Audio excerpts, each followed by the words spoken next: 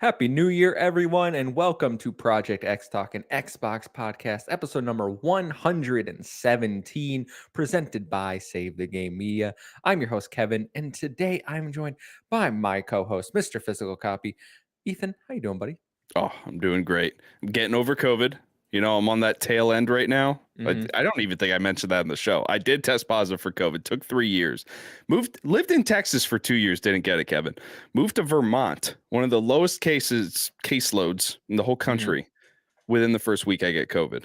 It's just crazy. I've had weird symptoms, not really bad. Like I get nauseous after eating. Water smelled funny for a little bit, but I'm okay now. So we're doing good here. We're playing a ton of video games, having a good time. I don't know if that's COVID. I think it's literally just Vermont. Maybe the water just No. smells weird, No. No? The water here is pristine spring water, Kevin. Pristine. Yeah. It's not like that city chemical crap you drink on. Yuck. Yeah, that's accurate, actually. Yeah. I know New York. I know New York. I was gonna have a rebuttal, but no, you nailed it. Yeah, that's New Yorkers accurate. just pour DuPont chemicals straight into their water. They love it.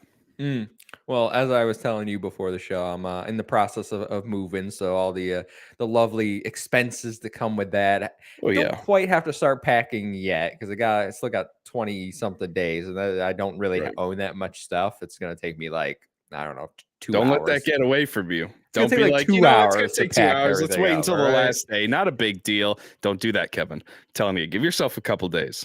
And I helped someone move very recently, and they were still packing the day we were moving. That's rough. What is going on here? This is at that point, you're just throwing random crap in boxes, and then when you're done and getting back, you're opening boxes like, what the heck was I doing? That's what I'm doing right now. So. Yeah, no. Well, I like to be organized, but this isn't a moving podcast. This is an Xbox podcast. And if you like it, we are live every Thursday at 5 p.m. Eastern Time right here on YouTube. If you can't catch us live, we post every Friday morning on your favorite podcast service of choice. While you're over there, please drop us a rating, drop us a review. We are approaching 40 on Apple and 30 on Spotify. Let's get those numbers up. I know we got the people out there listening. Please, it would help us immensely, not just for the show, but all of Save the Game Media's content. Go rate No Limits, review frame by frame. I Hate My Friends. Do it all. We need your support. And if you want to interact with us, come join the Discord. The link is in the description down below. You can come chat games, movies, whatever you want. If you'd like to support us even further and get early access to all of Save the Game Media's content like No Limits, Frame by Frame, or I Hate My Friends, plus a plethora of exclusive Patreon content, head over to patreon.com/Save the Game Media. Choose the tier that's right for you, just like our current Patreon supporters have done. So thank you to Bucky Blue, Hopple, Alpaca Tom, Amon, Fabulous Brianna, Brianna's mom, Brianna's brother, Brianna's wife, Anna Hudak, Nikolai at Night, Cypher Primus, Brendan Myers, Marcus O'Neill, Lillian, Mimi J, The Snack Network, and David Hotright. Thank you for your support. We appreciate every single one of you. But Ethan, now that we got housekeeping out of the way, let's start the show like we do every single week, and that's by going around the room and asking one simple question. That question is, what have you been playing, my friend? Oh, lots of Modern Warfare 2. We're kind of in a couple weeks where there's really no games coming out, it feels like. Like, I don't even see anything on the release calendars that I use or anything until like the 9th. So it's been a pretty big lull, but I've been playing a ton of Modern Warfare 2, jumping into DMZ more. AI bots are still overpowered as hell. They still need to fix it, but getting really good in Modern Warfare 2, and I'm really, really enjoying it. But I don't think anybody wants me to talk about Modern Warfare 2 anymore. They want me to talk about Assassin's Creed 4 Black Flag because I saw this on sale. Saw this on sale for $8, Kevin. Okay, on the store. Okay. I could not resist. I don't have any achievements for it on my new account. My old account, I have all my achievements for it, so I had to get it. I'm like, I'm going to do a playthrough again. I have probably about 20% completion right now. I'm going to get all the collectibles. It's an Assassin's Creed game. You know me with them. I'm getting all the collectibles, 100%ing each region or each island that I can find. I'm going out, finding ships, getting treasure, all that good stuff, like finding treasure from treasure maps, digging stuff up. It's really, really fun. Probably one of the best Assassin's Creed ever made.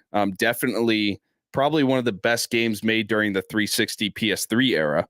That's for damn sure. I think that for me was one of the quintessential games of my Xbox 360 was Assassin's Creed 4 Black Flag. And I think that was kind of the peak for Assassin's Creed for a lot of people was Black Flag. I remember that came out, and we got some more after that, and I think Syndicate and then Unity, and a lot of people were like, man, I wish we could go back to the days of like Black Flag. Like I remember that being a big conversation back then, and there's a reason for it.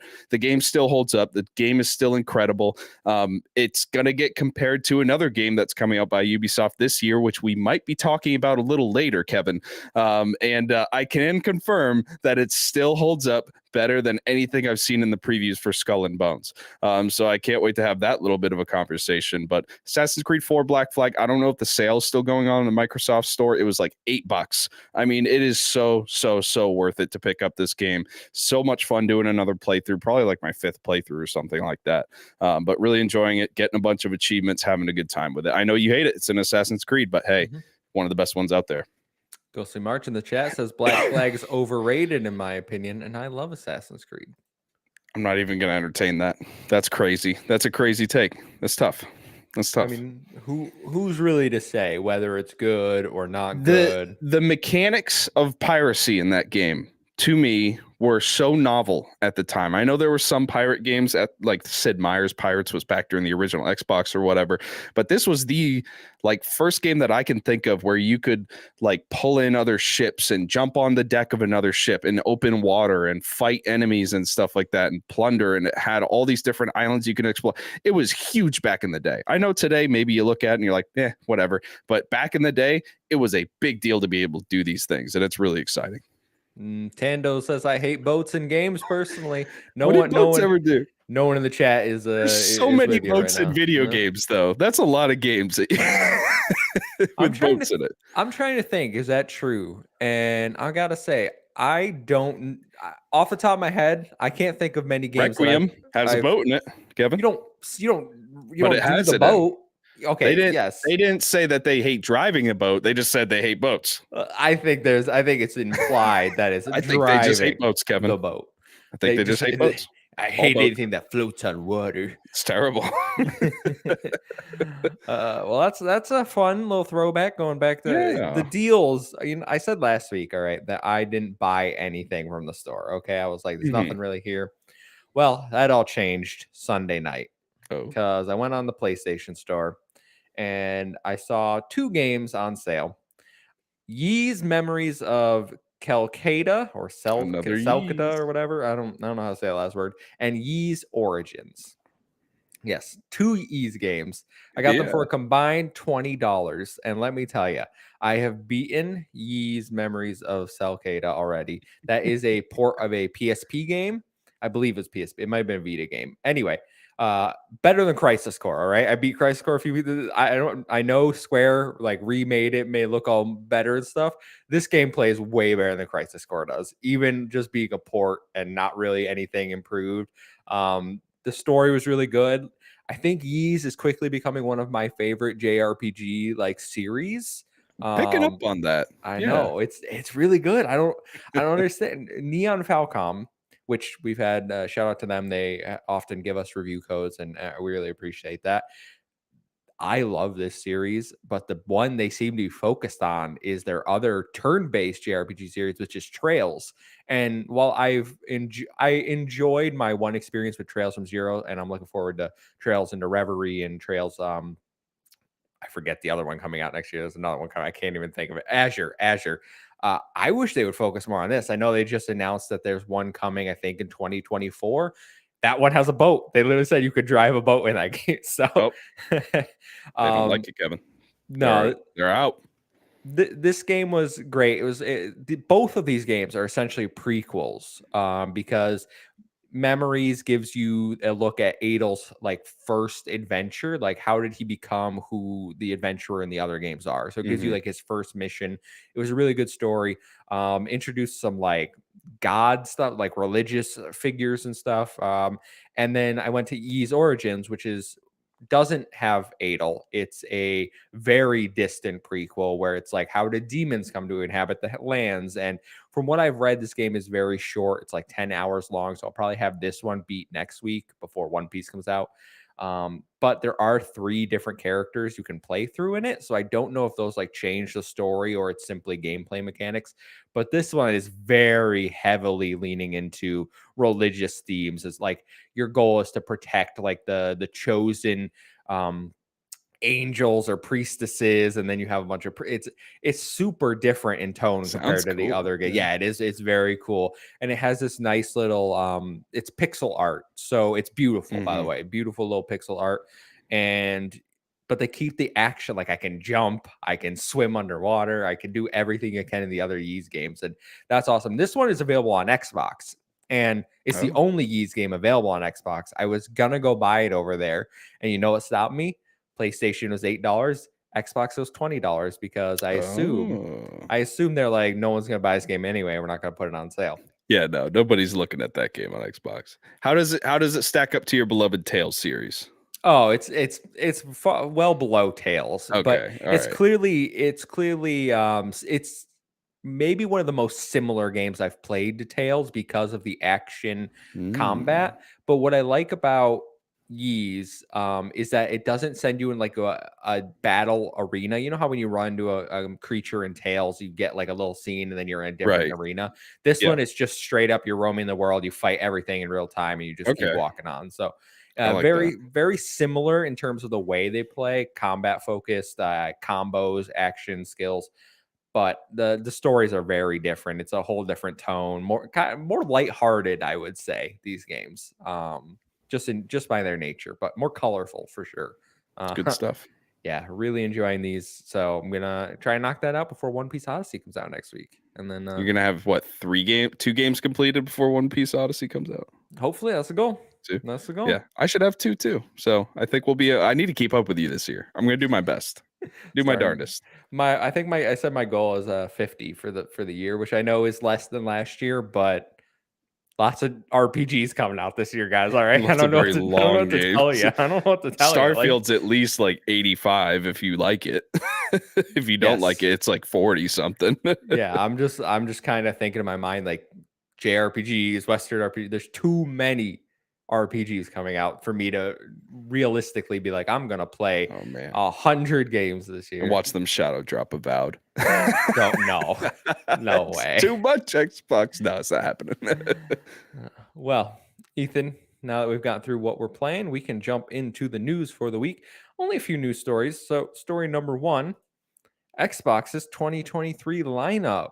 So, despite speculation that Starfield could be delayed until the end of the year, Bethesda has reiterated that the game is set to release in the next few months. The official Starfield support page went live on the Bethesda website this week, and it states, quote, Starfield arrives exclusively on Xbox Series X and S and PC in the first half of 2023.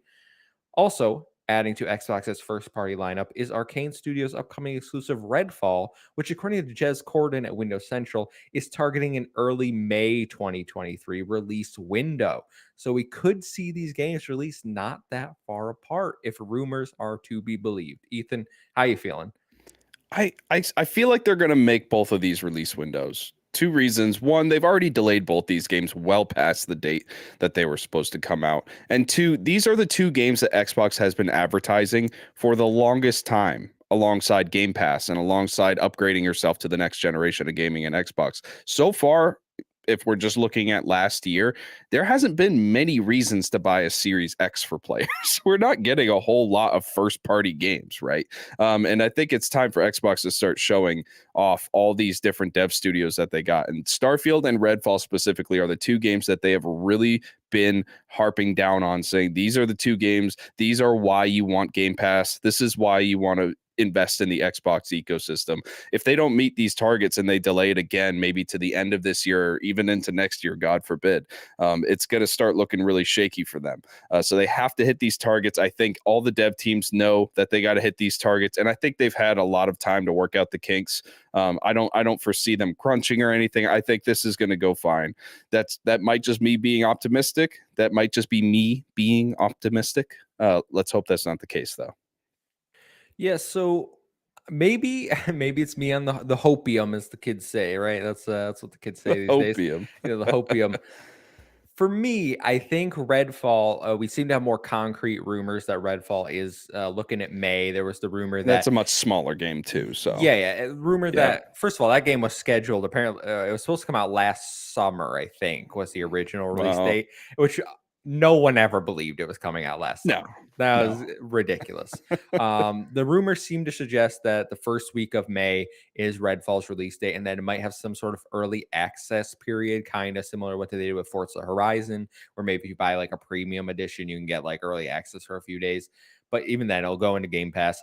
I think Redfall can hit May. We did see the reports that it was delayed internally to May, so it kind of lines up with everything we're hearing. right, Starfield, I think, is the big question mark. All right, because it was supposed to come out last November, obviously on the famous 11/11 Skyrim release date that Todd Howard seems to love so much. And then it was quoted first half of the year. Nobody believed that. They were like, no, it's going to go to November this year. And now Bethesda seemingly reiterating that, hey, we're going to make the first half of this year. So where does it fit? Because if you remember, Forza Motorsport is also scheduled for spring 2023, and so is Minecraft Legends. So, where do they put all of these games in the first 6 months? Because that is a ton of yeah, titles to pack in. And I'm sitting here, and the way I see it is I think we get Forza. Forza's the wild card for me. hmm Despite whatever, I think Forza is the hardest to pin down. Forza for me could be March or it could be June. It's one of those, I think. And then Starfield, I'm going April. I think Starfield, April would be a great month if we can get Starfield out the door. Nothing else big is scheduled for April. The rumored release date of April 16th for Starfield, that was on some reset era gaming leak or whatever. I don't know. who knows? Yeah, Um, I think April would be a great month. Then they have May for Redfall, and then Forza can be in June. Maybe they put Minecraft in March, something along those lines. So they would be hitting back to back to back to back, and then you can have a surprise hit in the fall, maybe yeah. Hellblade 2. That's what I'm saying. If we're gonna go by that, and we're gonna say they're basically gonna front load their year, the first half they're gonna be dropping all these first party IPs, and we're gonna get basically a first party game a month almost at the first 6 months of this year. We need to start talking about the latter 6 months. What's gonna be coming out, in the last 6 months. And yeah, I think they do need to come out with like a Hellblade 2 or something bigger. Because as far as I'm concerned, I don't really think there's anything scheduled out that far as that we know of right now. And it doesn't seem like any of the projects that we know about are really lining up in a way that they're going to release in the second half of this year, except for Hellblade 2. It's not, I can't imagine Hellblade 2 is going to be that big of a game. I think they could probably get that out by the end of this year, but I can't really think of any other projects. So it'll be interesting to see what their strategy is if they do in fact front load all these things in the first 6 months, like you're saying. Sam in the chat is trolling us, going Fable, which is definitely not coming out this year. Give them time. Give them Yeah, give time. them time. Give them time. So just put out Forza Horizon. It's fine. I Yeah. think how the two projects that I look at are what could be in the second half of the year. Does Forza get delayed into maybe a September range, and then they can have Hellblade November, their holiday game? I think that would also work. I think people would be bummed that they didn't hit Forza's like 12-month window they promised at E3, but also they'd Yeah. have 3 first party IPs coming out anyway. So I think people Yeah. could live with it. That's the big thing for me where I'm like, where do they all fit? How do we space them out enough? And the bigger question is, when does Xbox start talking? Because there was a rumored January showcase, which we're not gonna, I don't even, people just start saying stuff. I think it's just Yeah. more of like, they gotta do it in January. Like, I agree they have to do it soon, whether it's January or February. But if we get into March and Xbox hasn't had some sort of event like a direct style, I'll take it inside Xbox at this point. But we need Sure. something to be like, this is what your next few months look like. See you at E3, where we're going to drop the next 12 months of games, because very few of those E3 games from last year have come out. That's the point I want to make is I agree with you on the point that they need to have some sort of a showcase, at least for like the first half, to show off what we're about to get into for this year. But they need to stop with the showcases saying, oh, you're getting this the next 12 months. I don't want to see that again, because all you're doing is setting yourself up for disappointment. I don't think it's realistic anymore to schedule that far out for game releases, because it seems like delays happen. They plague the industry. Doesn't matter how big of a development studio you are, how small of a development studio you are, delays are just part of the fabric reality for video games right now. So stop coming out with this 12-month gimmick thing. Do what you did back when you said we have 30 games to show you and 27 of them are on Game Pass, and you're just showing trailer after trailer after trailer after trailer, and it's just saying Game Pass, Game Pass, Game Pass, Game Pass. Just give me that, and I'm totally fine with that. Maybe take a couple breaks to do some dev interviews or some fluff pieces like you like to do during these showcases, but just give us the trailers, show off what Game Pass is all about and why we're still spending $15 a month on it. That's all I want. I don't think we need this next 12 months bullcrap that they did last time, because it's not going to work. I think the longer we go without Xbox saying anything, the more these rumors percolate, the worse it's gonna. Like, what if Starfield isn't actually April or first 6 months? What if it is the end of the year? We all now have these rumors where people are taking them probably very, very seriously. I'm going off the Bethesda. It's going to come out in the first half of the year, and I'm just trying to place it. But there are people that are like, these are the dates confirmed, basically. And if they don't hit those windows, you're going to have a lot of upset fans. And that is what you don't want, because last year, I think a lot of people's patience wore out with Xbox. We didn't have a big first party release. We had Pentiment and Grounded's full release, and that was literally it, unless you count Dusk Falls, which was second party. So they need to get this going. They need to start showing and giving release dates, and then don't worry about the fall right now. We can wait a few months to find out what's coming in the summer and fall. Like, that could be your E3 stuff, but from now to June, you gotta let us know, especially because where's our Game Pass drop? It's been a month.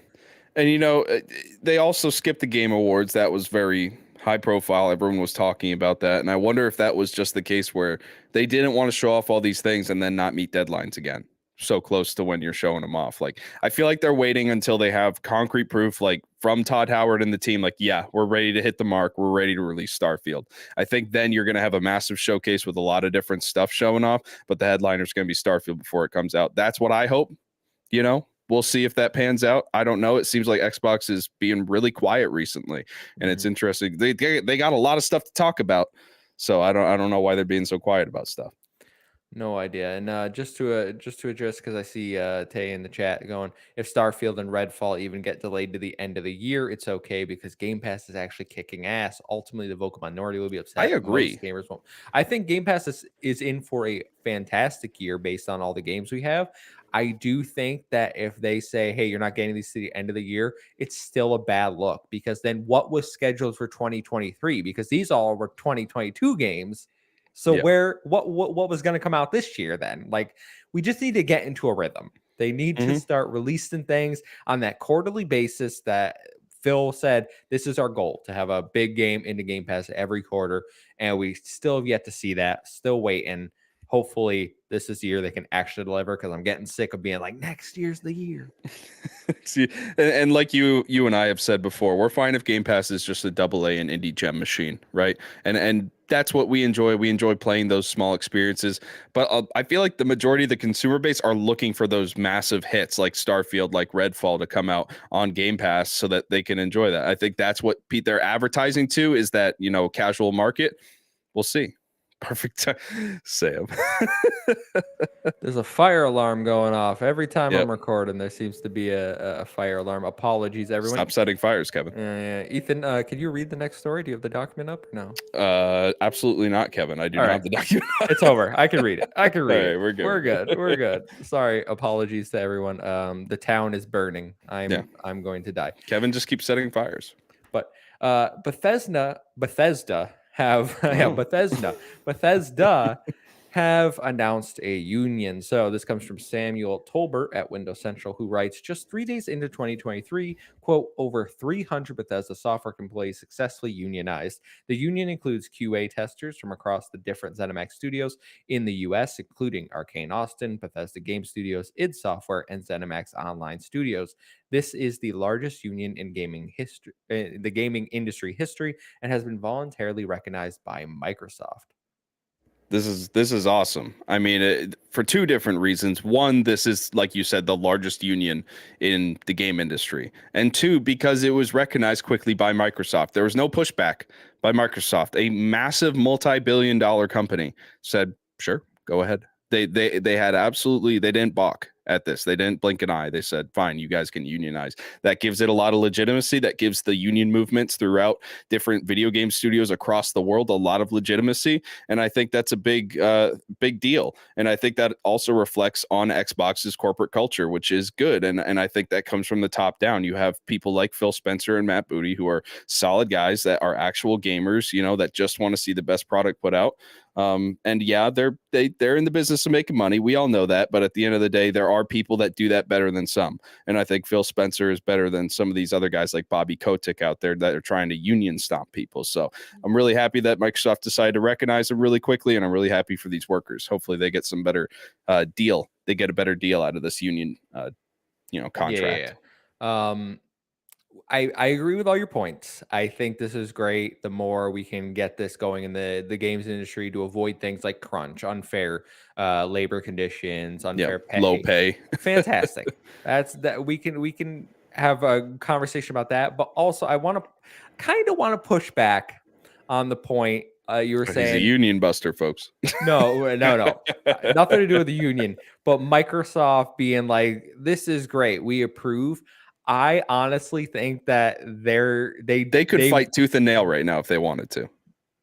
I don't think they can, because I think the regulators for the Activision Blizzard deal would. You think they don't want to piss them off? They do not want to look bad for Activision Blizzard, Spicy. the FTC, because a big part of that was, hey, Activision Blizzard has a union, like we're good with it, like they're bringing that in. They do not want to make it look like as soon as we get them under our wing, that union is gone. Do you really think Xbox, though, would do that? Because think of the PR nightmare that is. Looking at the gaming industry and seeing the market that it covers and the people that are in the gaming industry, do you really think going after the union at Bethesda, of all studios, would be a good move, regardless of if you're purchasing Activision Blizzard or going through a lawsuit with the government? I don't see Xbox busting a union, whether or not we're in this situation. Xbox, maybe not. I don't see PlayStation doing it either. Microsoft, Microsoft know. isn't the head honchos up there. I don't think Yes. they would be very happy. I don't about see it. PlayStation doing it either, though. That's what I'm saying. Is I don't think a lot of these bigger gaming companies. I think it's worse to go after the unions at this point because consumers are going to turn on you, and that's not what people want. The only company I could see doing it is Nintendo, because I don't think unions are even legal in Japan. They just get mad about it. They're like, you're gonna work 18 hours. Yeah, sleep and at you're your gonna desk, figure it out. We know. You ever hear the story about Masahiro Sakurai when he was working on Smash Melee? No. He like passed out from like dehydrate. Like he had to go Oh to the my hospital, get gosh. like IV and stuff because he just was like working himself to death. That's horrifying. And I'm like, I Poor would guy. Yeah, I'm like, as soon as I hit 37.5 hours a week, I'm out of there. You're right? out, yeah. This place doesn't exist to me anymore. Crazy. Good news for the workers. Hopefully nothing. Hopefully this is all good, and maybe I'm just like, projecting a little. Maybe not. Maybe when I think you're they just salty. salty about unions. Damn unions. Damn unions. Good for them. Hopefully Yep. everything works out. But that's actually all the news we have for this week, Ethan. It's Mhm. very slow. There's not even It's the beginning of January. Nothing's happening. There's not even a Game Pass drop. It's literally been a month, and I've been sitting here yesterday, today, refreshing 9 a.m. on Twitter. I'm like, where is it? Where's the games coming to Game Pass? And nothing. Everything's asleep. Everything's asleep. We've had 2 games enter the service. They brought back Mortal Shell today, and they added, I think it's called Stranded Deep yesterday or something. It's like some survival game, but that's literally it. And we know some games coming this month, like Persona, the ports, Monster Hunter Rise is coming. So That's at the end of the month though. So what's going on? Where are the games? I just think everyone's asleep. Take the first 2 weeks of the year off, folks. We're all recovering. All right. I don't like it. I don't like it. But what we're gonna do instead, guys, to give you some content is it's 2023 now. We're looking forward, not back. We're going to give you our most anticipated games of 2023 and tell you why these games are gonna be awesome. So, Ethan, are you ready? Because we have our top 5 most anticipated games. I'm gonna fix that. It wasn't Yeah. centered. And then we also have some honorable mentions and dishonorable mentions. So, which ones would you like to do first? All right. Let's do honorable mentions first, and then we'll do our top 5, then dishonorable mentions. How about that? All right, that works for me.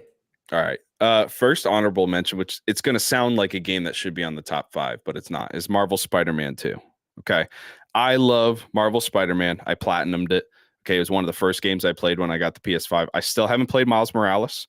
It's on the bucket list, though. It's on the list of to-do things before I play Marvel Spider-Man 2 for sure, because I think it's going to integrate into the story somehow. But I just don't know anything about this game. I don't know if maybe the marketing just hasn't gotten to me. I mean, we've seen nothing but like a No, there's no logo, I marketing. think. Okay, so there's like no info out on it. It's scheduled for the second half of this Fall. year. Yeah, so it could very well be a 2024 game. Who the hell knows at this point?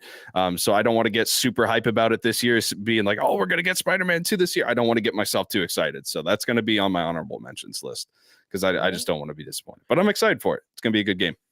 I want to bring in Taylor, the host of our No Limits podcast, who also says Spider-Man 2 is one of his most What anticipated a games. surprise. And The Sony Atomic pony. Heart.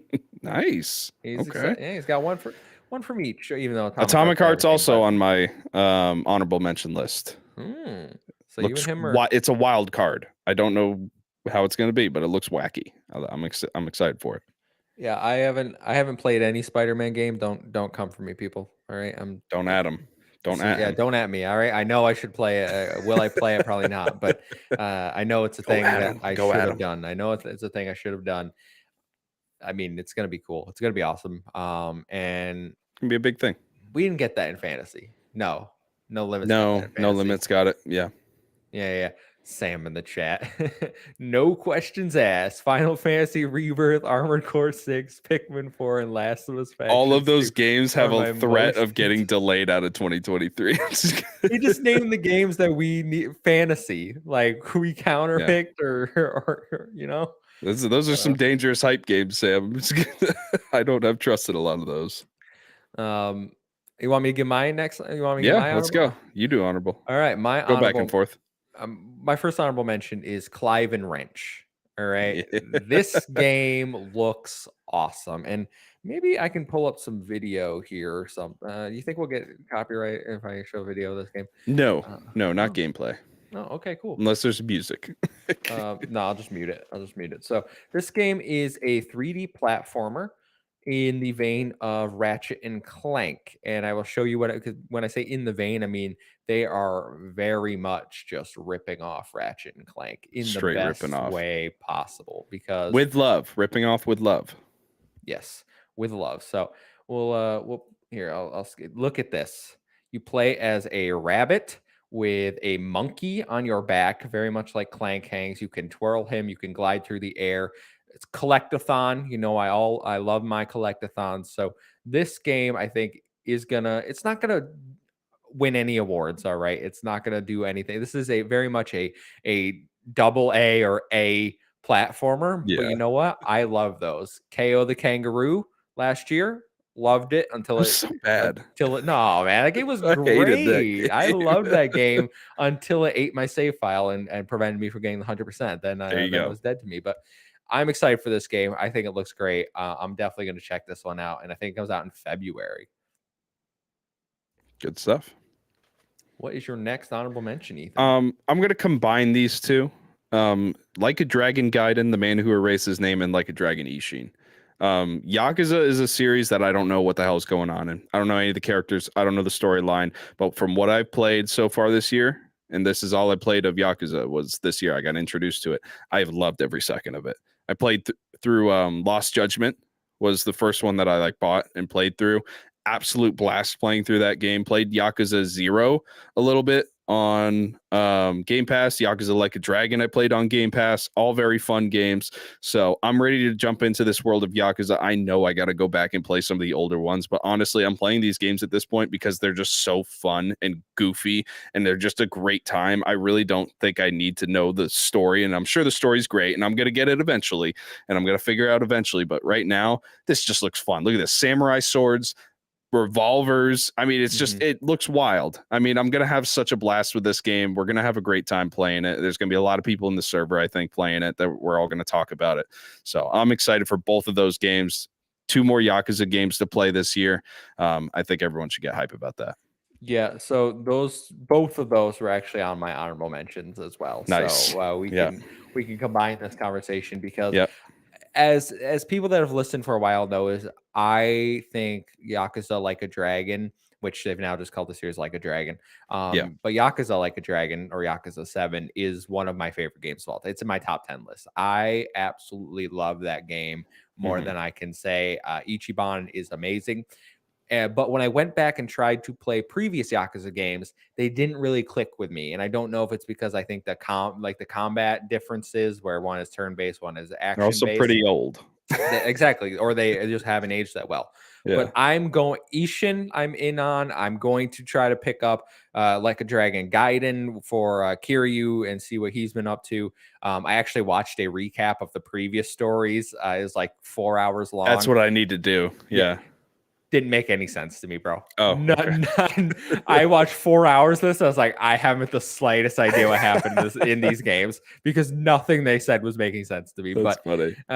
I'm super excited for this. I love the changing of the combat style, like range, brawler, swordsman.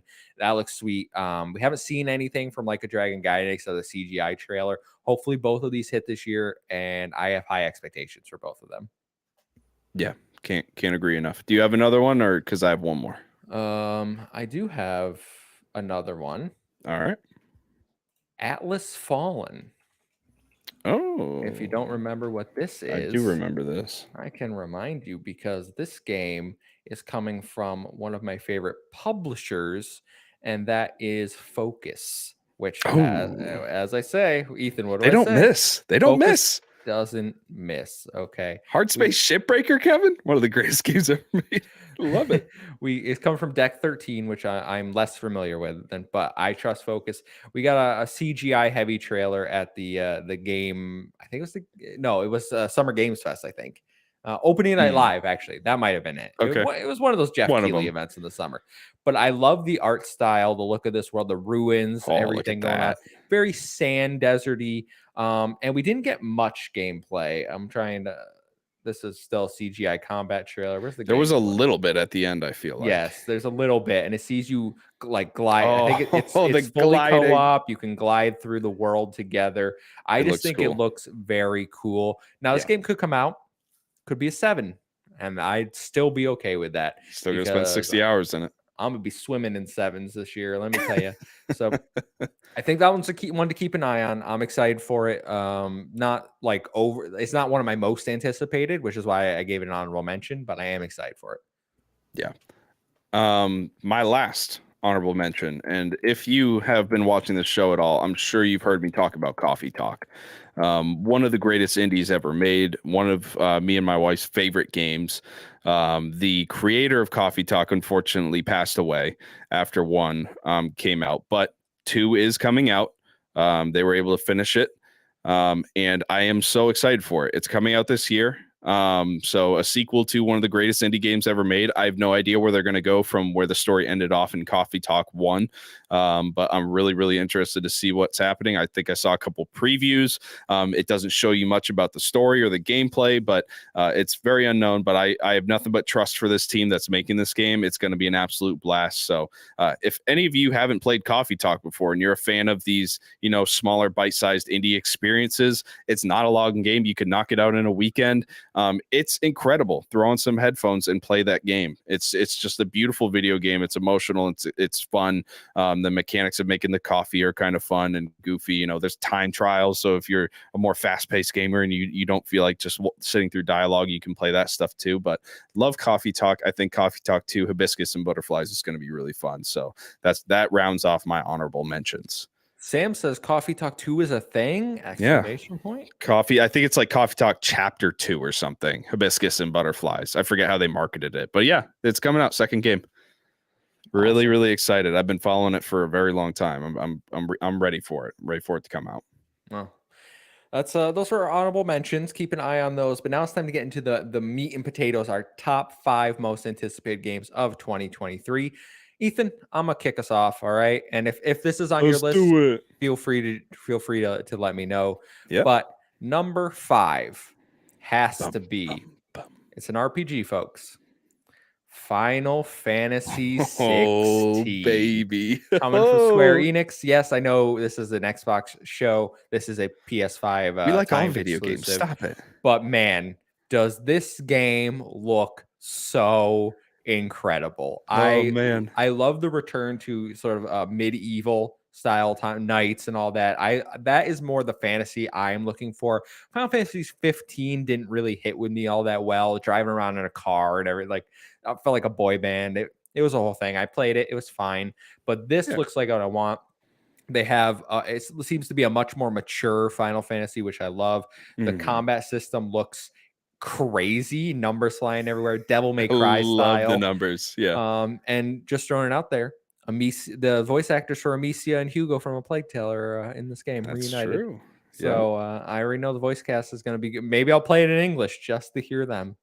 But yeah, Ethan, did you have this one on your list? Because this wasn't on my list. It almost was on my honorable mentions. Again, I'm not like super crazy into Final Fantasy, so I don't have like any attachments to the franchise. But everything I've seen of this game, I'm excited. Everyone else being excited gets me excited, and I know Final Fantasies for the most part can be standalone, you know, and you can just enjoy them for what they are. So I think this is going to be a massive RPG hit. It's going to be a lot of fun. Square Enix is a solid company when it comes to these big JRPGs. I'm really excited for it. Ghostly Mark says, "Oh God, please don't play in English." Yeah, no, I was gonna say you can't do that. I don't know. I just want maybe just when those characters are on the screen, go to the menu. They play the young version, so maybe I'll play part of it in English. Then when they grow up, I'll switch to Japanese. All right, like God intended. But Ethan, what is your number 5? Oh, you're gonna hate it, Kevin. You're gonna hate it because number 5 is Assassin's Creed Mirage.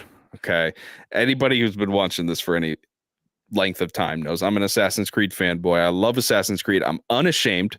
Okay, it's wonderful. The last installation could have been a little better. That's okay. I still put 185 hours into it. Didn't stop me from doing everything I could. But Assassin's Creed Mirage is going to be a return to form for the Assassin's Creed formula. A lot of us older Assassin's Creed players have been begging Ubisoft for a very long time to go back to these smaller bite-sized experiences where there's going to be more focus on the assassinations themselves, and Assassin's Creed Mirage is gearing up to be exactly what we're asking for. They're still going to be making their big Assassin's Creeds for that fan base that likes what they saw in the modern trilogy that they came out with, Origins, Odyssey, and Valhalla. But this is for those core Assassin's Creed players that have been longing for this experience again. And I can't tell you how excited I am to jump back into this world, even if it's just 20 hours and some solid assassinations, some good storytelling, good characters. That's what I want out of an Assassin's Creed experience. So I'm really excited for Mirage coming out. As you know, Ubisoft hasn't made a good game since 2013. That's enough. With Rayman Legends. Oh. But I hope this, first of all, I hope this one hits because we have it in fantasy. So yeah. I'm rooting for it. All right. You can't say I'm not rooting for it. This is my pick. So if this bombs really bad, then you can blame me. It's on me. Right. It's on me. I'll take the blame. No, I do think this game will deliver what a lot of Assassin's Creed fans have been asking for, which is a return to the basics, a turn to Assassin's Creed 2 style formula, and less of the RPG open world type that they've kind of leaned into recently. Yeah, nothing but excitement over here. Awesome. Well, we can move on to my next pick, number 4, and this one doesn't surprise anyone, Ethan. We just got a new trailer for it today, and that is Fire Emblem Engage. Wow, who would have thunk? Who would have thought? I'm actually that? surprised it's at 4 and not higher. I thought you would put this at like 3 So or it's something. it's not higher because it's coming out in 2 weeks. All right, like Okay. I'm super Yeah. like I'm super excited You're for just it. Don't get me ready. wrong. Yeah, I'm ready. I'm prepared. I don't expect this game to be bad. Woosah. Here we Um, go. especially because I think some previews came out today and they were all pretty glowing. Look at that. This is the opening cutscene Very apparently, cool. which like the style just looks much improved. Like I love Three Houses, don't get me wrong, but the Yeah. graphics on this game, I don't know how they're doing it, but they're making the Switch look good. Like this looks better. It's more colorful. The combat, everything I've seen is much improved. It's just going to be a return to Fire Emblem. And they did say that there was less of the academy stuff in this one because it is more, there are still some activities to do in the home base section, but it is very much, it's not going to class. It's not teaching your students all this stuff. So they're Right. kind of trying to find that sweet spot between Three Houses social system and then the tactics gameplay that everyone really likes. This game looks awesome, man.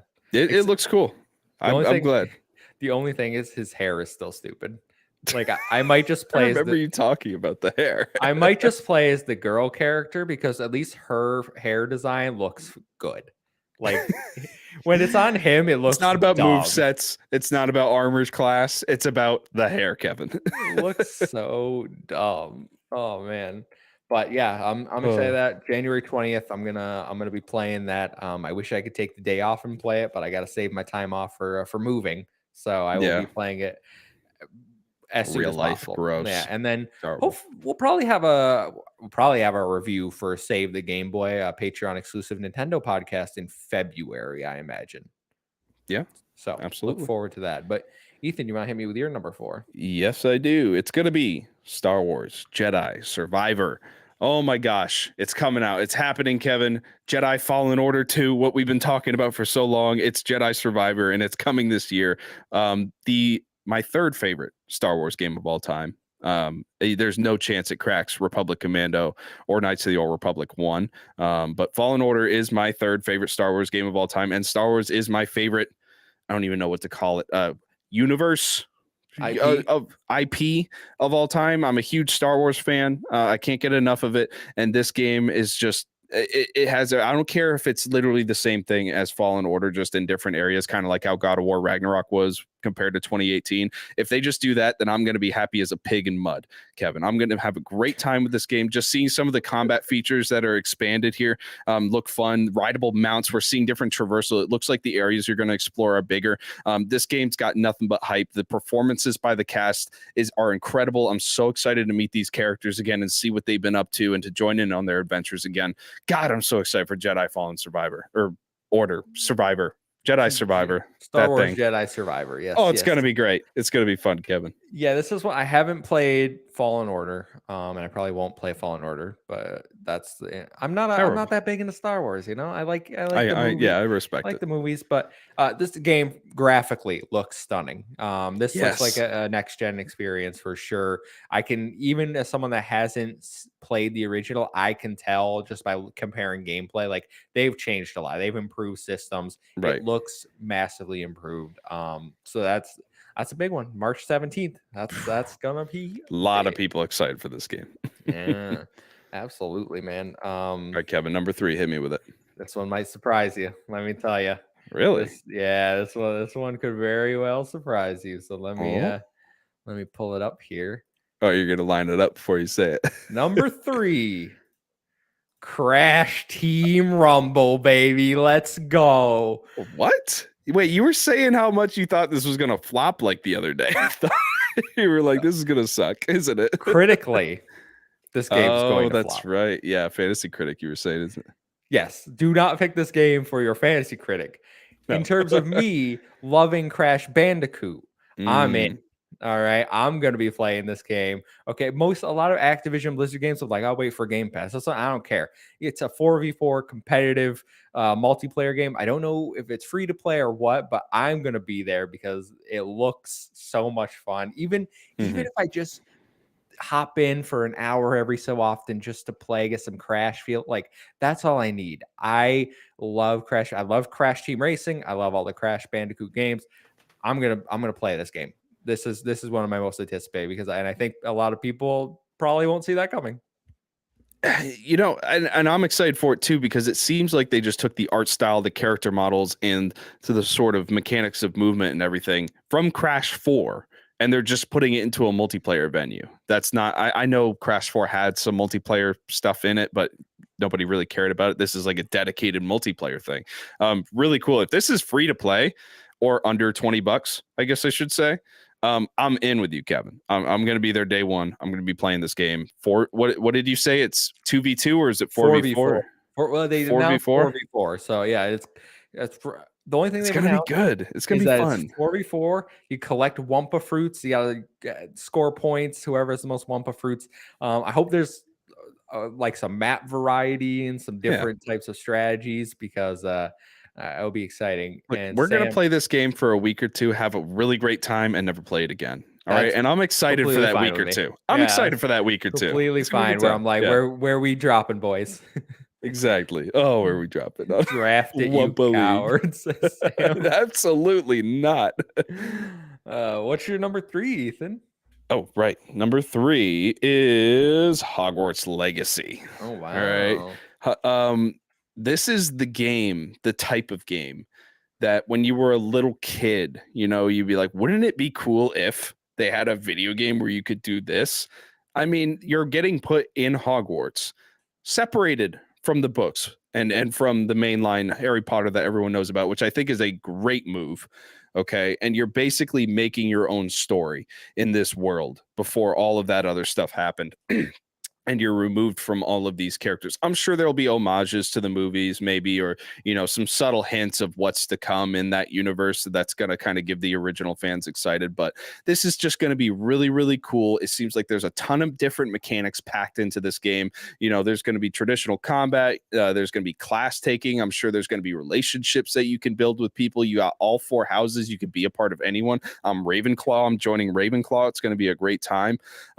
Hogwarts Legacy is just one of those games that you've thought about it for a long time, maybe, and you just never thought they would actually pull it off and make a game like that. That just sounds crazy. It's a pipe dream, but they're doing it. It scares the hell out of me because I really don't want it to be bad. I need this game to hit for me. It's something that I never knew I wanted this bad, but I'm really excited for Hogwarts Legacy. Ghostly March says Ravenclaw for life. Ravenclaw, baby, let's do it. I've never been a Harry Potter guy. I read the first 3 books, and Kyle, my brother, I'm not much of a Harry Potter guy either. Made me watch all the movies. With it. He made me watch all the movies. He really liked Harry Potter. Like he'll like Luna. He names his character. Like I guess there's a character named Luna in Harry Potter. But he always names his characters that. And this is one where I'm like, from a gameplay perspective, it looks pretty good. Everything I've seen, I was like, I think this game is going to be really good. I still worry about like how it's going to be received due to like the J.K. Rowling stuff. Less. I'm going to play the shit out of this game. I'm telling you that right now. I saw lots of people on Twitter today going off again about how if you support this game, and I'm like, I can't deal with this discourse. If you good thing I don't have Twitter anymore, folks. I'm playing Hogwarts Legacy, and you could, what, if you don't like that, all right. I hope it's good. It's not a day one for me. Maybe it's a Game Pass or a PS Plus or a deep sale game because I'm not a big Harry Potter guy. But fair enough. If it comes out and it's like amazing, maybe maybe I'm not a big Harry Potter guy either, but just the idea of being able to simulate a life in that world, on your own and kind of build your life up in that world, that excites me. I love games like that. All right, you ready for my number 2? Absolutely, hit it. All right, this one might also surprise you, Ethan. Mm-hmm. The Plucky Squire. I showed you this. This is your second most excited game for all of 2023, Kevin. Yes, I'm not crapping on the game. This looks great. I'm excited. You know what? You go off. I'm going to let you have fun. Bro, I agonized over this top 5. I know you did. I was like, I don't know what to pick. I just want to pick, like, what am I actually excited for? And there's a lot of like big games. Like I could have picked Starfield. I could have picked Redfall. I could have picked a lot of like the big name ones. am I overly excited for those? Like, I'm looking forward to them, but I don't know if they give me like a sense of, oh my God, I'm Oh, super excited for this. they give me that sense, but I get this pick. This is going to be This awesome. game gives me like, I cannot wait to like Look at that. the Oh, switch that's so cool. the switch from 2D to 3D. This game genuinely makes me excited for like gaming. Yeah. Like I cannot wait to play this game. This is what games are about to me. This creative. This is crazy. So many different types. Like you saw sort of a shooter there. You have like a punch out style mini game in it. This game coming from Devolver Digital, which again, Devolver crazy. They slap with these indie games. So good. I cannot wait for the Plucky Squire. That game, I'm so excited for it. And I know everyone, yes, it's a strange pick. I'm a strange guy. I love me these platformers and smaller games. I don't know what to tell you. Like that's where I'm at at gaming. I love it. I love that game. I love that pick. It's going to be a great time. I'm playing it day one along with you. We're definitely going to be talking a lot about that. But away from all the indie stuff, my last two are the big ones, Kevin. Okay, I just gotta be honest with you, and they do excite me. I still get excited about these massive AAA experiences, and I'm telling you, The Legend of Zelda: Tears of the Kingdom is number 2 on my list. Ooh. My God, this is the only reason I own a damn Switch. I feel like is to play Zelda because I just don't play anything else, and my wife plays Animal Crossing. That's like what the machine is for. It's for 1,000 hours of Animal Crossing, then the next Zelda comes out. And I play it and I hold on to it for a while. And Pokemon. I guess I've been playing Pokemon on it too. But Tears of the Kingdom lining up to be so exciting. Breath of the Wild, obviously one of the greatest video games ever made, period. Definitely the greatest game on the Nintendo Switch, in my opinion. And Tears of the Kingdom could also signal a new mid-gen refresh or a new Switch console. I don't know which one. Maybe it doesn't. Maybe we just get it on the Switch. I don't know. But I would love to see that. But either way, this is going to be exciting. It looks like they're expanding the different types of powers that Link has.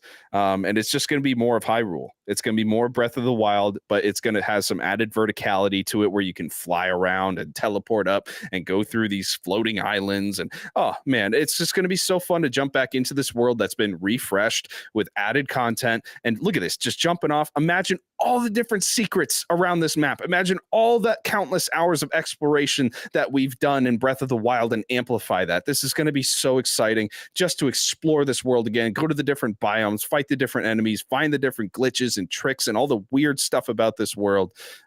Get hype about Legend of Zelda: Tears of the Kingdom. I don't know how you can't be excited about this. Well, as someone that's never played Breath of the Wild. Yeah, I know. I'm not talking about you, Kevin. I know why you can't be excited about this. Yeah. I listen, May 12th. Yes, I think it's what most people's most anticipated game is our first pick in the fantasy draft. Obviously, spoilers if you haven't caught that video, go check it out for our fantasy critic league. But this game, I think I'm obviously betting on it to review very well and be one of those, games of the generation for sure. I worry that it will be held back by the Switch's power. I don't think we're getting any sort of upgrade next year. I think the earliest we see a Nintendo hardware refresh is 2024. And let's rephrase that. It will be held back because if they had a better console, they could have made a better game. But I guarantee this is going to be an incredible game. Don't get me wrong, but they had to throttle back. There's no way they could have gotten all of their ideas in that room when they were making this game or, designing this game. No way they got everything they wanted in there. I mean, they did add, it's very vertical. Like you're flying to the sky, you're dropping out of the sky. They've added a lot of things to it that I think will excite fans of the series. But so excited. For me, as not being a Zelda guy, it's hard I obviously wouldn't put it on my list, but who would put it on their list is It's Kyle, who says Tears of the Kingdom. Is most anticipated. He also adds Fire Emblem Engage, Neptunia, Sisters versus Sisters, Tales of Symphonia Remaster, my favorite game of all time. Dead Space Remake, Resident Evil 4 Remake, Atelier Ryza 3, which is the game I told you maybe we should grab in the fantasy if it comes out, and Mega Man Battle Network Collection. All shout out to the Dead Space remake. Yeah, shout out to that. I'm excited about that too. Before we get into our final pick, Ethan, we asked everyone in our Discord and on Twitter. Actually, I forgot about on Twitter. On our Discord, usually on Not Twitter. Twitter. You can tell us when we post questions, just like Blaze Knight did, who says Resident Evil 4 Remake is his most anticipated game of 2023. Solid. Yep. Hopple, like a Dragon Gaiden, the man who erased his name, which we touched on earlier. Figured Hopple would pick a Yakuza. Love it. Absolutely.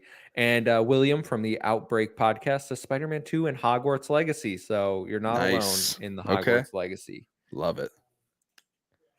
I was looking for my most anticipated. I thought I deleted it, and I was like, "What was my number one?" What am I excited about? I can't be that excited if I don't remember. I guess not, Kevin. Yeah. You want me to do mine, or you got it? Why don't you do yours first? All right.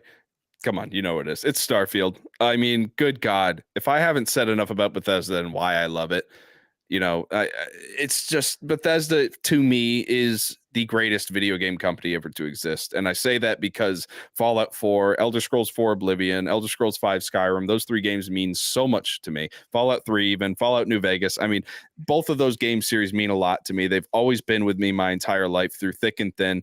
Even in times where I wasn't playing a lot of video games, the video games I were playing were Bethesda video games because you could just do infinite things in all of their games. And this is shaping up to be the biggest game that they've ever come out with. It's their first brand new IP in 25 years. They've been working on this game for a very, very long time. From what little I've seen, I am in love with it. I'm a big fan of the sci-fi genre. And just, I remember, again, going back to what I said about Hogwarts Legacy of, when you were a kid, you just say these crazy things about games. I remember being a kid playing Oblivion, and I remember telling my buddies, like, imagine if they made Oblivion in space. Like, that was what we used to say. And we're getting Oblivion in space. We're getting Fallout 4 in space. We're getting Skyrim in space. We're getting a Bethesda sci-fi space adventure game. There is nothing more exciting to me than this. I think this is probably my most anticipated game of the last decade. I've watched every dev interview probably 10 times over. I mean, I'm just so excited about this. I get why other people might be less excited. Okay, they don't have that attachment to Bethesda that I do, but for me personally, man, this is going to sink hundreds of hours out of my life. Okay, I'm going to drop off the face of the earth. You're going to have a hard time getting me on the damn podcast once this game comes out, Kevin. I'm not going to lie. Or you're going to see me glaring off at the distance while I'm talking to you, and it's going to be obvious I'm playing a video game in the background. Just so incredible, so excited. I know we haven't seen a lot, and I might be getting my hopes up, but goddamn, if there's a game that I can get my hopes up for, it's a Bethesda game. All right, and no, we're not talking about Fallout 76 or Elder Scrolls Online here. Okay, those are MMOs. They don't count. Let's not talk about those. This is a single player experience. This is their bread and butter. Let's go Bethesda. Let's go Xbox. This is gonna be great. It's gonna be free on Game Pass, Kevin. Yeah. So you talked about Starfield at the beginning of the show. When's it coming out? When's it coming not? And for the YouTube watchers, we're obviously showing the gameplay reveal trailer, which I thought looked good. Like when I remember us. It looks like it's chugging right now, but that I think is just melon. I don't think that's the. No, it's chugging. It's chugging. Is it? Yeah. It definitely. It's one of those. I thought it only chugged around combat, but people are worried about the 30 FPS on Starfield, and I think that's a valid complaint. Will it put me off playing it? No, I played Gotham Knights. All right, like I can play this. I'm excited for this game. I want it to be Bethesda's Mass Effect, if you know what I'm talking about. Yeah, sort of that space exploration, different factions, big expanded universe where you get lots of lore and your choices and consequences so really much lore. Change things. So that is what I'm hoping for from Starfield. I want to see more of it. I hope the delay was to get it running better is one, but I'm excited for it. It didn't make my top 5 list though. That's unfortunately. That's fair. It doesn't mean I'm still very much looking forward to it though. You want to know what did make my top 5 list? Yeah, let's see. Number 1, Kevin. What do you got? This is a game where people will probably be like, "What's wrong with you?" We haven't seen. Sam in the chat says No Man's Sky 2 is coming out this year. Enough. Sam, you're really killing it with these jokes, buddy. You're banned. This game, Banisher's Ghosts of New Eden. Whoa. This is my most. I don't think I've even heard of this. What You is did this? because we saw it Did at I? the Game Awards Oh, I together. do know what this is. Okay, yep. Comes from Focus and Don't Nod, who Don't Nod have made narrative walking simulators, basically, Uh-huh. as how I want to describe it. So this is their return to more of a third-person, over-the-shoulder action adventure game. From the looks of it, the story reads that there will be a morality system, choices and consequences, which is totally up my alley. It'll affect the way the world and the spirits react. So I think the game, like from this trailer, looked stunning. I remember when we reacted to it at the Yeah. Game Awards, I was all in We were like, immediately. what is this? Yes, We were like so excited. gorgeous. And Yeah. I know we don't get a lot of gameplay. I don't think we get gameplay until the end, where after it reveals the title card. Yep. Yes, we get see it is very much a third person over the shoulder game. It looks very good. But then we're gonna get a glimpse of the combat where you literally just run and that's all we get. Does So that not look like God of War a little bit too? that's That last little run and that jump, like, I think that is what they're going for. And it says end of 2023. So I'm worried it slips into 2024. yeah. That's my only thing with picking this. It could very easily be like, we need a Yeah. little more time. This is now a early 2024 game. I'm hoping that isn't the case because that game looks phenomenal to me. And thank you, Sam, for saying, whoa, that's actually a solid pick. Didn't realize it was 2023. Guess my picks just sucked, right, Kevin? Yeah, All that's five of basically what them. he's saying. He's saying, Ethan, you All right. made garbage picks, That's but fine. when I was making my list, I was trying to think like, what games am I super excited for, and what games what games can I bring attention to that people might have not seen or forgotten? Because I think those ones are a little more exciting than the big like AAA games. Hey, For I talked me, about Coffee Talk too, so I that's did my true. job. That's And true. Sam didn't know about it. See, I did my job. I notified somebody of an awesome game coming out this year. That So, is very true, but yeah, my Ethan. top 5 were a little mainstream, but that genuinely is all the games that I'm really excited for this year. I can't knock them. If I was gonna list every game I'm excited for, we'd be here all day. But though Most excited for them. yeah, That's what I mean.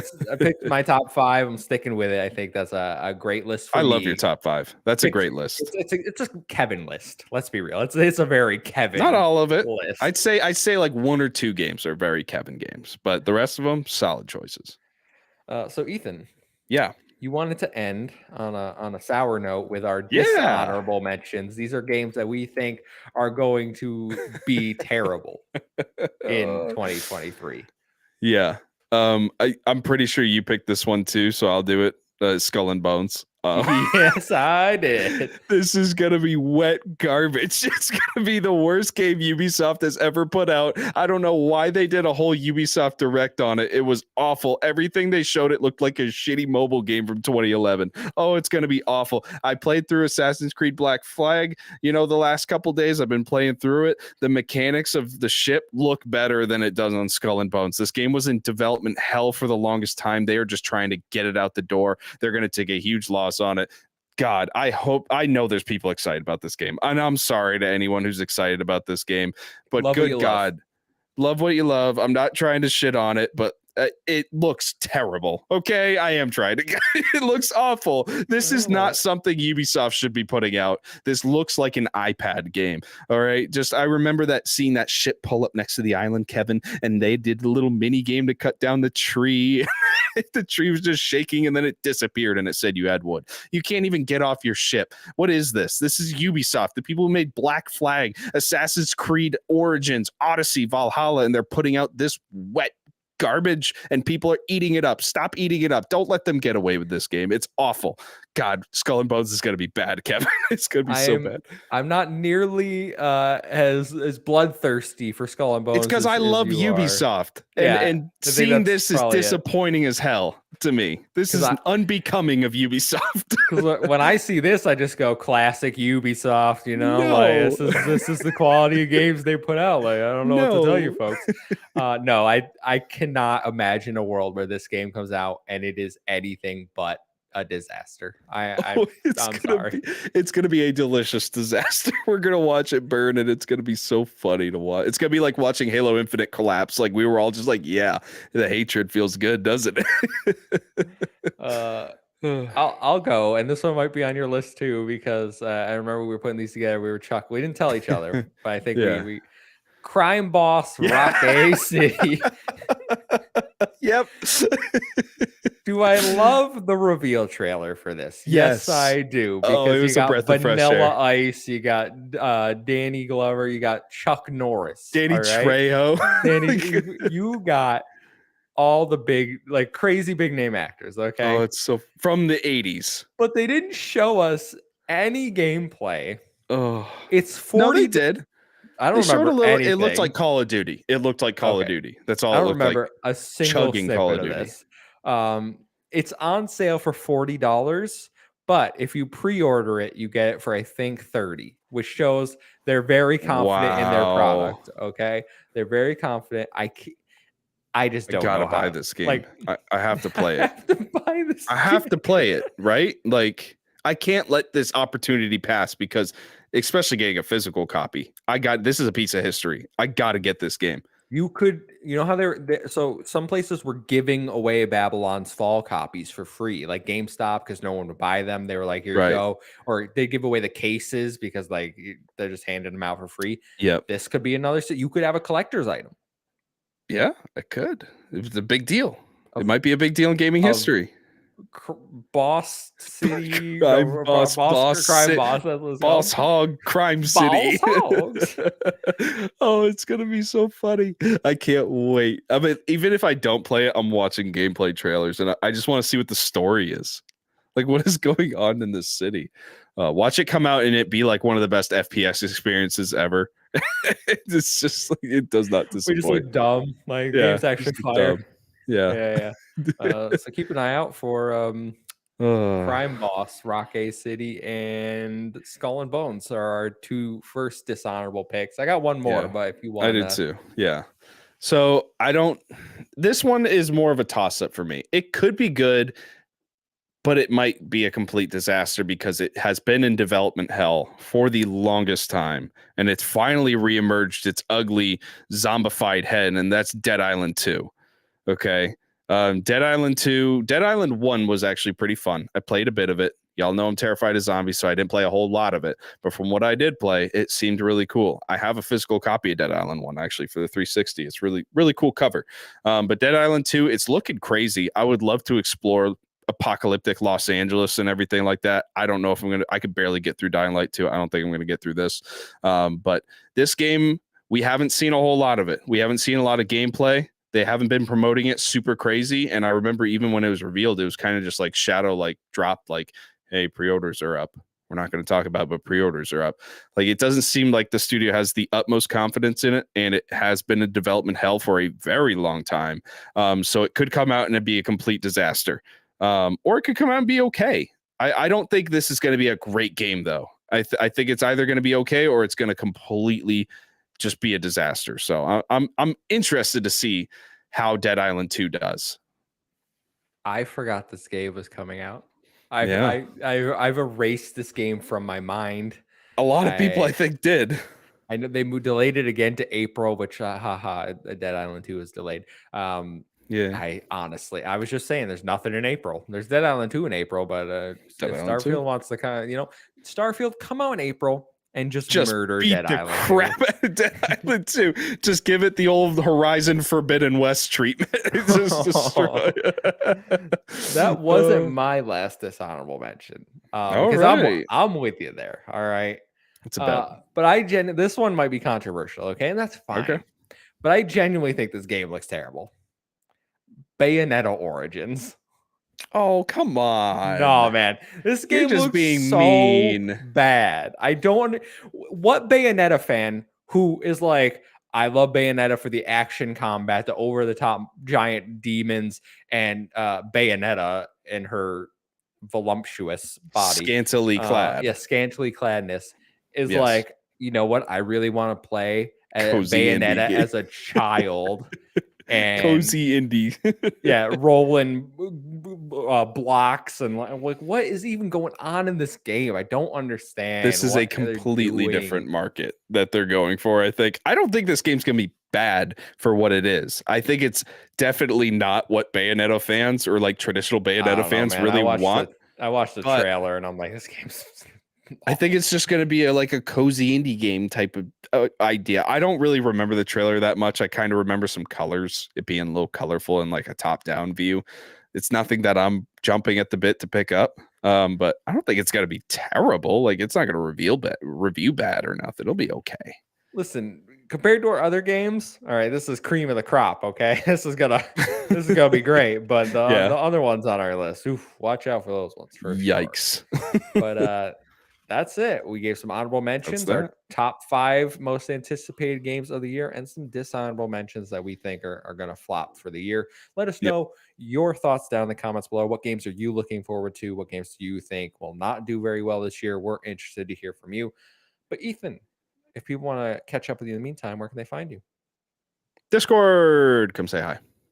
It's not letting me And close on my Word doc. How weird. and you can find me at the Muffin Mon on Twitter. It's a 1-7I and an 0-7A. Follow us at Save Game Media on Twitter to stay up to date with all of our latest. If you're new here, please subscribe to the channel. We are going for 1,000 subscribers this year. We need all the support we can get. We need your help. We are Mhm. about 370 subscribers away. So if you're Oh hearing yeah. this and you're not It's subscribed, happening. just drop it a sub. It's free, it doesn't cost you anything, and helps us. So until next week, we will see you. Goodbye.